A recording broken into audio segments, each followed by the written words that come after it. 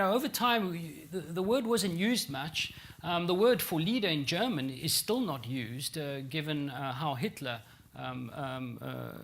used it to refer to him. But as we go with time, we see that it's much more accepted, and here's some collage of different snippets referring to charisma, charismatic leadership in some big media outlets. So what is charisma? Can we measure it?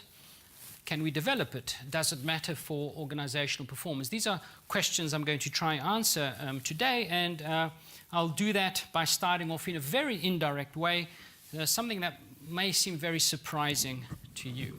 Here's the correlation. On the x-axis, it's deep charisma, an artificial intelligence algorithm using neural networks, which we trained to identify. And you see on the blue, these are what you would refer to as the item rest correlations of deep charisma with the three humans.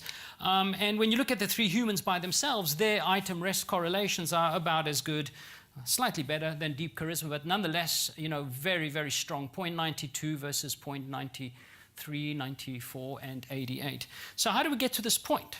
Let me give you some more evidence of how this matters. Although we train deep charisma on TED Talks, which is something very modern, tech-oriented, etc., we went to speeches of US presidents going back to 1916 and their challenges.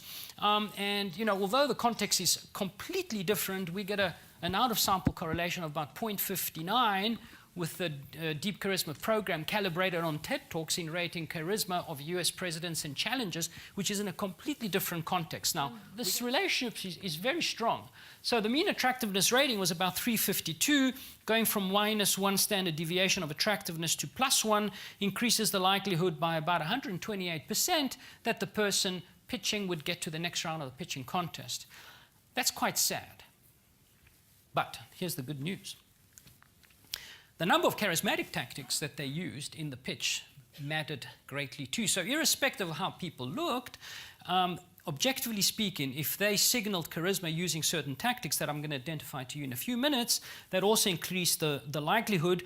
One going from one standard deviation below and one above the mean increased the likelihood by an equal amount, in fact slightly stronger than that of facial performance. So how did we get to this point?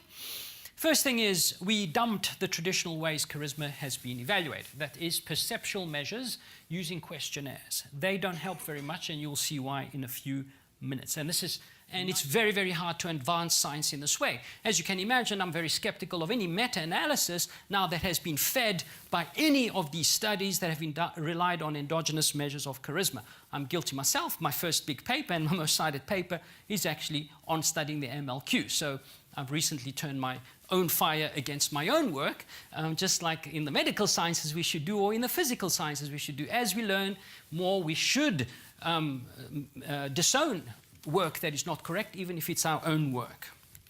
So we've redefined in a paper written in the annual reviews of AROPOB, Annual Reviews of Organizational Psychology and Organizational Behavior, that charisma is value-based, symbolic, and emotion-laden leader signaling. So we use the term signaling to make some parallels to economic models of signaling or evolutionary models of signaling. So signaling is used to reduce information asymmetries between the person signaling and the person observing.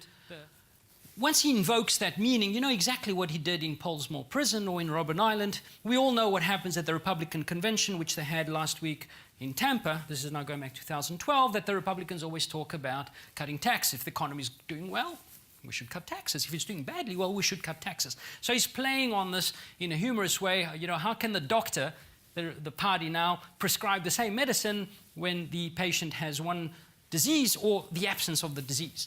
Next thing is, there's a contrast, which contrasts his position from what his opponents wish to do. He has another contrast. He has a metaphor that's very powerful for triggering a vision.